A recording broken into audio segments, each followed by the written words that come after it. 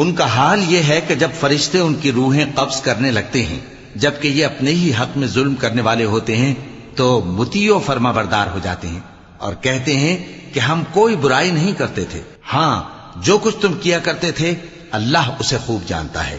سو دوزخ کے دروازوں میں داخل ہو جاؤ، ہمیشہ اس میں رہو گے، اب تکبر کرنے والوں کا برا ٹھکانہ ہے۔ اور جب پرہیزگاروں سے پوچھا جاتا ہے کہ تمہارے پروردگار نے کیا نازل کیا ہے تو کہتے ہیں کہ بہترین کلام۔ جو لوگ نیکوکار ہیں ان کے لیے اس دنیا میں بھی بھلائی ہے اور آخرت کا گھر تو بہت ہی اچھا ہے، اور پرہیزگاروں کا گھر بہت خوب ہے۔ وہ بہشت جاویدانی جن میں وہ داخل ہوں گے، ان کے نیچے نہریں بہہ رہی ہیں، وہاں جو چاہیں گے ان کے لیے میسر ہوگا۔ اللہ پرہیزگاروں کو ایسا ہی بدلہ دیتا ہے۔ ان کی کیفیت یہ ہے کہ جب فرشتے ان کی جانیں نکالنے لگتے ہیں اور یہ کفر و شرک سے پاک ہوتے ہیں